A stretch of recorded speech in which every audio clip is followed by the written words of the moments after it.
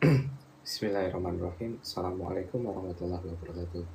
Oke, kali ini saya akan lanjutkan materi sebelumnya yang terkait pada mata kuliah teknik sampling. Nah, kali ini saya akan jelasin terkait komponen darah.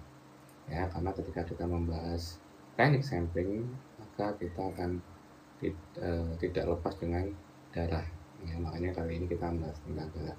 Dan ini sifatnya dasar karena tentunya dalam melakukan teknik sampling atau phlebotomi, ya pemahaman soal darah itu menjadi kewajiban. Ya, jangan sampai kita ahli dalam melakukan teknik sampling ya, dalam pengambilan sampel, namun untuk darahnya sendiri, ya komponennya seperti apa, fungsinya dan sebagainya kita nggak paham. Ya, jadi ini justru yang menjadi bagian wajibnya. Oke, kita langsung lanjut ke slide berikutnya. Nah, pertama pada pembelajaran kali ini, ya untuk tujuan pembelajarannya adalah yang pertama menjelaskan komponen darah manusia. Ya, karena teknik sampling yang kita maksud di sini adalah ditujukan untuk kliennya adalah manusia. Ya, jadi yang pertama menjelaskan komponennya, kemudian kedua menjelaskan fungsi darah, ya fungsi dari masing-masing komponennya, kemudian menjelaskan prinsip dasar-dasar penggolongan darah. Jadi meskipun ini nanti akan ada mata kuliah khusus di semester akhir, ya imunohematologi ataupun nanti namanya transfusi darah. Namun tidak ada salahnya di mata kuliah ini kita belajar secara umum, ya secara umumnya dulu. Ya, penggolongan darah itu seperti apa, gambarannya seperti itu. Kemudian menjelaskan golongan darah manusia, jenis-jenisnya, kemudian menjelaskan dasar-dasar transfusi darah secara umum nanti seperti apa. Oke, kita masuk ke materi. Nah, darah menurut pengertiannya seperti ini, merupakan unit fungsional seluler pada manusia yang berperan untuk membantu proses fisiologis dalam tubuh. Nah, yang dimaksud unit fungsional karena memang terkait dengan fungsi-fungsi yang lain. Kalau darahnya terganggu, maka fungsi-fungsi sel yang lain akan terganggu. Nah, seluler yang dimaksud adalah sel, ya, jadi sampai di lingkup selnya. Ya, jadi distribusi darah ke seluruh tubuh, khususnya ke sel-sel dalam tubuh, itu sangat tergantung dengan darah ini. Artinya kalau darah terjadi gangguan atau masalah, maka unit selnya, kemudian organnya, kemudian tubuh secara keseluruhan juga akan mengalami gangguan. Oke, jadi pentingnya darah dalam fungsi peredaran darah, khususnya dalam sel ya, seperti ini. Jadi ini secara umumnya seperti ini. Kemudian membantu proses fisiologis dalam tubuh. Fisiologis apa ya? Kayak jantung memompa darah, kemudian paru-paru melakukan ekspansi, kemudian infiltrasi,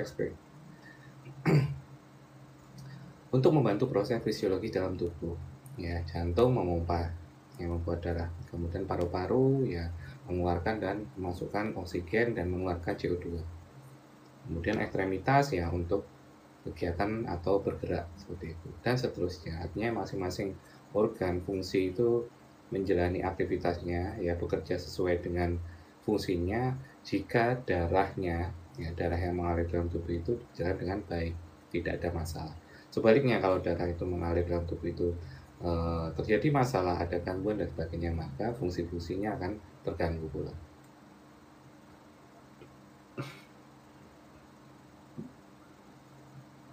Contoh yang paling simpel adalah misalnya pada orang dengan anemia, ya HB-nya rendah.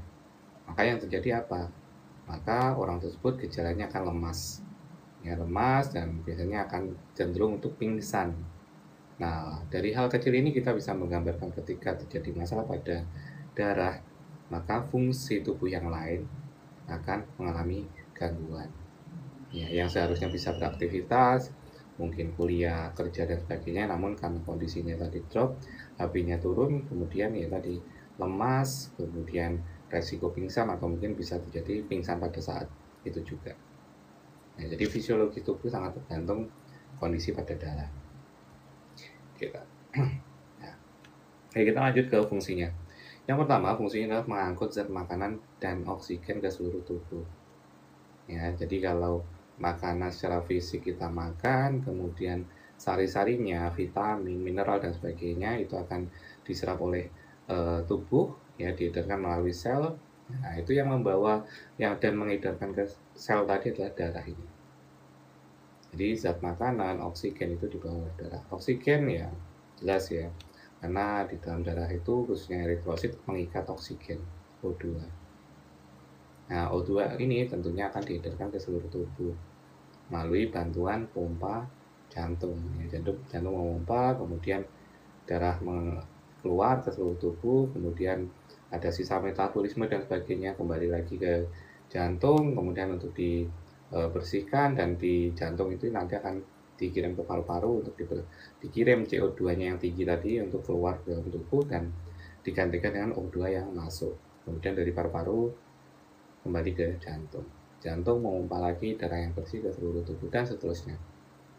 Oke, jadi mengangkut zat makanan dan oksigen. Oke, lanjut, mengangkut sisa-sisa metabolisme ke organ yang berfungsi untuk pembuangan. Ya, jadi selain mengangkut zat, tapi juga mengangkut sisa-sisa metabolisme. Ya, bentuknya apa? Bentuknya nanti dikeluarkan dalam bentuk keringat, feses, urin, seperti itu. Yaitu melalui bantuan darah. Oke, kemudian mempertahankan tubuh dari serangan penyakit.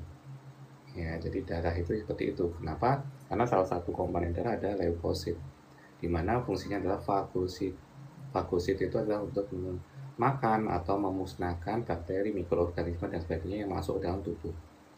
Dengan catatan kalau jumlahnya seimbang atau jumlahnya lebih banyak yang leukositnya. Namun sebaliknya, kalau mikroorganisme atau bakteri yang masuk itu jauh lebih banyak, otomatis ya bisa kalah. Yang terjadi apa? Kalau kalah leukositnya ya akan cedera. Ya, orang tersebut bisa terkena penyakit atau tertular penyakit dari orang lain. Nah, jadi dilihat dari jumlahnya juga. Oke, kemudian mengedarkan hormon-hormon untuk membantu proses fisiologis. Ya, hormon di dalam tubuh kita kan banyak. Ya, kalau laki-laki testosteron, kemudian perempuan ada progesteron, ada estrogen dan sebagainya. Nah, hormon-hormon ini dibawa diedarkan ke seluruh tubuh melalui darah.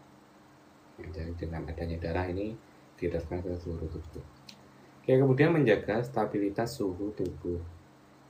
Jadi tubuh kita itu cenderung dalam rentang yang normal 36,5 sampai 37,5. Ya, itu karena adanya darah yang mengalir dalam tubuh kita. Sedangkan yang terjadi ketika orang meninggal, ya dia akan secara bertahap karena peredaran darahnya akan terhenti, maka suhu tubuhnya akan turun. Ya, jadi akan secara bertahap 1 menit awal, kemudian 1 jam, 2 jam, kemudian 10 jam, 1 hari dan seterusnya. Maka dia akan makin turun suhunya. Ya, itulah kenapa kalau pada orang yang meninggal atau mungkin kecelakaan kemudian di laba bagian ekstremitasnya, terutama yang tangan gitu aja yang paling mudah ya, itu akan teraba dingin. Nah, dinginnya ini ya karena ini, nah, peredaran di dalam tubuhnya sudah berhenti. Ya, jadi faktanya bahwa memang fungsi darah ini menjaga stabilitas suhu tubuh ya, seperti itu tadi. Oke. Menjaga keseimbangan asam basa jaringan tubuh untuk menghindari kerusakan. Nah, di dalam tubuh kita itu ya ada asam basanya, pH-nya seperti itu. Nah, ketika terjadi gangguan pada darah, maka akan terjadi pula kerusakan gangguan pada sistem pH tadi, asam basa tubuh. Yang kalau terganggu, maka sistem di organ di dalam tubuh kita juga akan mengalami gangguan. Ya, jadi intinya saling terkait. Jadi kalau darahnya mengalami gangguan, banyak hal yang akan terpengaruh mengalami gangguan. Ya, salah satunya sistem pH tubuh kita, asam basanya akan mengalami gangguan. Kemudian berikutnya mencegah perdarahan. Nah, ini salah satu fungsi dari komponen darah yaitu trombosit. Jadi fungsinya adalah untuk mencegah perdarahan dan juga untuk menghentikan perdarahan. Nah, ini sangat erat kaitannya pada orang-orang yang mengalami luka, kemudian terjadi perdarahan. Nah, kalau komponen trombositnya masih bagus, maka dia akan cepat pulihnya. Ya, jadi kalau luka sayatannya akan lebih cepat sembuhnya dibandingkan kalau orang-orang yang mengalami gangguan pada komponen darah khususnya yang trombosit. Sehingga yang terjadi ya ketika terjadi perdarahan, dia tidak kunjung sembuh atau lama sembuhnya. Oke, jadi berikut ini adalah fungsi-fungsi darah yang perlu kalian pahami ya. Oke. kita lanjut ke pembahasan berikutnya. Nah, kita bahas secara umum komponen darah seperti ini. Ada plasma, ada sel-sel darah, di mana plasma jumlahnya lebih banyak, sekitar 55%, dan sisanya adalah sel-sel darah. Ya, di mana kalau plasma itu cenderung kita lihat warnanya lebih ke kuning-kuningan, sedangkan yang sel darahnya cenderung merah. Oke, kita spesifik di masing-masing bagiannya. Yang pertama plasma. Plasma ini terdiri dari 91% air, kemudian 8%-nya substansi lain yang meliputi albumin, fibrinogen, globulin, dan sebagainya. Nah, perlu diketahui albumin itu adalah salah satu fungsinya untuk mencegah cairan tubuh itu tetap dalam kondisi yang di dalam sel, ya, tidak keluar dari sel. Nah, ini pentingnya albumin. Sehingga pada beberapa orang yang mengalami albuminnya rendah, ya, atau mungkin orang yang pasca kecelakaan, kemudian orang yang sudah lansia, kena berbagai komplikasi penyakit dan sebagainya, albuminnya rendah ini menjadi salah satu indikator ya kalau mau dilakukan operasi itu ya tidak bisa. Jadi harus menunggu albuminnya itu dalam kondisi yang normal. Kenapa? Salah satu fungsinya tadi ya, kalau albuminnya rendah maka kemampuan sel dalam mengontrol airnya kurang, sehingga air cairan dalam sel itu akan keluar semua.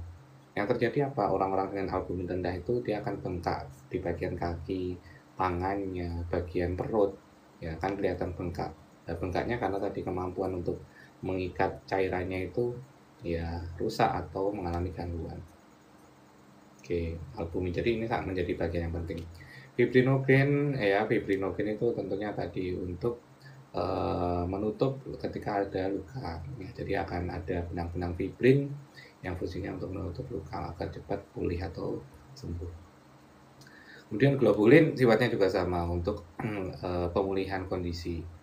Nah, jadi plasma pentingnya seperti itu. Nah, jadi ini juga gambaran. Jadi transfusi itu kalau yang kalian pahami bahwa atau yang sering lihat itu transfusi darah itu warnanya merah. Nah, sebenarnya nggak seperti itu, nggak hanya itu. Jadi yang namanya transfusi itu disesuaikan dengan kondisi dari si penerima atau si pasiennya. Kalau memang pasiennya membutuhkan albumin, maka biasanya akan diberikan transfusinya berupa plasma, ya, dan sebagainya. Jadi ada jenis-jenis kantong transfusi selain dari sel darah merah. Oke, kita lanjut. Kemudian sisanya dari plasma darah 0,9% berupa enzim, ya, dan 0,1% hormon dan antibodi. Ya, ini yang ada di plasma. Makanya biasanya pada kasus-kasus kebakaran, ya, luka bakar, kemudian orang kecelakaan, kemudian pada orang-orang yang memang komplikasi, ya, ini biasanya akan dilakukan transfusi plasma. Tentu saja ya. Jadi namun tentu saja ini berdasarkan instruksi dari dokter, ya, telah melakukan pemeriksaan, kemudian pengecekan, pemeriksaan, tes dan sebagainya, maka dokter akan mendiagnosa, oh ini mas kasusnya ini dan sebagainya, sehingga tindakannya salah satunya mungkin transfusi plasma ini. Oke, kemudian lanjut, kalau tadi plasma kita bahas yang sel. Nah, sel ini ada 3 bagian, yaitu eritrosit, leukosit, dan trombosit atau keping darah. Eritrosit sering disebut sel darah merah, leukosit sel darah putih, dan trombosit adalah keping-keping darah. Oke. Nah, kita masuk ya yang eritrosit. Ya, ini kan sudah familiar ya, khususnya kita bahas, dan mungkin kalian juga sering melihat pembahasan sel darah merah ini di berbagai inilah media. Ya, intinya bahwa warna merah itu sebenarnya bukan dari warna darahnya, namun karena adanya hemoglobin yang mengikat. Ya, jadi karena adanya hemoglobin, maka eritrosit ini warnanya merah. Ya. Jadi itu penjelasannya. Jadi kenapa merah? Karena ada Hb-nya, ada hemoglobin yang mengikat sel-sel darah ini. Oke. Nah, karakteristiknya seperti apa? Terdapat di pembuluh darah. Kemudian komponen darahnya Hb tadi tersusun dari unsur besi atau Fe. Kemudian dihasilkan pada kondisi bayi itu di hati, dan orang dewasa di sumsum tulang belakang. Nah, Pak, kenapa beda ya kalau bayi di hati dan orang dewasa di sumsum? Ini disebabkan karena ketika di bayi maka tulang sumsumnya belum terbentuk, Ya, itu luar biasanya ya, luar biasanya pencipta kita, Allah Subhanahu wa taala, ya di mana pada kondisi bayi, sumsum belum terbentuk, maka peredaran darahnya tadi tetap eritrositnya bisa tetap ada, tetap terbentuk melalui pembentukannya di hati. Ya, kemudian berangsur-angsur nantinya dia makin dewasa, kemudian beralihlah fungsi hatinya sudah berhenti untuk memproduksi eritrosit, berganti sumsum tulang belakang. Nah, gitu. Ya, jadi kalau ditanya kenapa kok beda, ya itu karena memang tadi perbedaan kondisi ya pada saat bayi ya sumsum tulang belakangnya masih belum bekerja sesuai ini optimal ya, belum optimal. Sama dalam ketika bernafas ya, kalau bayi itu kan bernafasnya masih belum optimal, sehingga kalau kalian lihat frekuensi nafas bayi normalnya itu di atas 100, ya itu justru normal, karena ya tadi karena masih belum eh, baik ya, belum bagus, belum matang, sehingga tadi paru-parunya kan relatif kecil, sehingga nafasnya pun juga akan lebih pendek dan lebih banyak. Oke, kemudian bentuknya bikonkav, tidak mempunyai inti, kemudian umur 120 hari atau 4 bulan. Nah, ini juga terkait orang donor darah. Orang donor darah itu kan dianjurkan minimal 3 bulan ya, 3 bulan sekali. Kenapa kok nggak boleh kurang? Nah, karena kalau terlalu kurang ya, misalnya 1 bulan atau 2 bulan sekali, satu dari sel darahnya masih belum terbentuk dengan baik. Ya, belum matang lah, belum matang sempurna.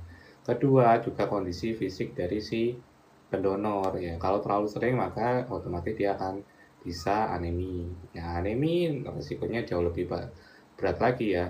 Jadi kembali lagi niatnya kan nolong, jangan sampai malah yang menolong justru ya dirawat gara-gara anemi, gara-gara tadi terlalu sering melakukan donor darah. Oke, kemudian inti dari eritrosit tidak ada. Oke, kemudian fungsinya ya, eritrosit ini mengangkut zat makanan, oksigen, dan zat metabolisme ya, dengan unsur kimianya seperti itu. Nah, sekarang apa yang terjadi ketika tadi saya sebutkan 120 hari ya masa hidupnya, kemudian di regenerasi. Nah, regenerasinya seperti apa? Seperti ini ya. Jadi oleh hati dan limpa maka akan dipecah. Ya, yang hemoglobin akan diubah menjadi zat warna empedu, sedangkan yang Fe tadi akan diubah menjadi sel darah merah yang baru. Ya, jadi dari hati dan limpa akan dipecah, kemudian diregenerasi, dibuat ulang lagi sel darah merah. Oke. Kita masuk sel darah putih atau leukosit. Sebenarnya sih sel darah putih bukan berarti warnanya putih ya, namun ini sebutan aja karena memang dari unsur pembentuknya, khususnya ketika melawan kuman, bakteri dan sebagainya, emang cenderung berwarna putih ya. Tapi bukan berarti ini sel darah putih itu wah darahnya putih, enggak, bukan seperti itu. Jadi tetap merah, cuman ini sebutan aja. Oke, nah fungsi utamanya adalah fagositosit, yaitu dapat memakan terutama bakteri, virus, parasit, dan lainnya. Ya, jadi memang fungsinya untuk pertahanan tubuh. Oke, kemudian ada yang namanya diapedesis, yaitu dapat keluar masuk jaringan dan pembuluh darah. Ini adalah eksklusifnya dari si leukosit. Jadi si leukosit ini bisa dengan bebas dia masuk sel, masuk jaringan dan sebagainya. Khususnya tadi ya, menyerang bakteri, virus dan sebagainya masuk dalam tubuh kita. Nah, jadi luar biasanya dia punya akses berbeda, akses eksklusif dibanding yang lain. Oke. Kemudian terdapat sekitar 5.000 sampai 10.000 butir sel darah merah untuk setiap mikrometer darah manusia. Nah, jadi rentang normalnya adalah 5.000 sampai 10.000 leukosit. Oke, kemudian dari bentuknya ya, jadi ada dua bagian. Yang satu berinti besar atau agranulosit, kemudian berinti kecil granulosit. Jadi ada dua bagian di mana masing-masing terbagi menjadi bergerak cepat dan juga ada yang bergerak lambat. Ya, untuk agranulosit ada limfosit dan monosit, sedangkan untuk yang granulosit ada neutrofil, eosinofil, dan basofil. Nah, ini perlu diingat-ingat ya nanti mana yang masuk agranulosit dan mana yang masuk ke granulosit atau yang berinti kecil. Ya, jadi perlu dihafal ini.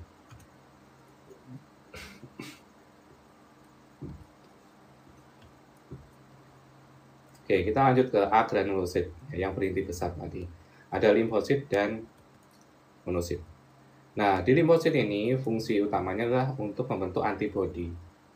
Ya. Kemudian sifat lainnya bisa dibaca ya, limfosit tidak dapat bergerak, berinti satu dan sebagainya. Tapi fungsinya utamanya itu. Monosit fungsi utamanya adalah fagosit ya, jadi memakan bakteri, virus dan sebagainya yang masuk dalam tubuh. Oke, kita lanjut.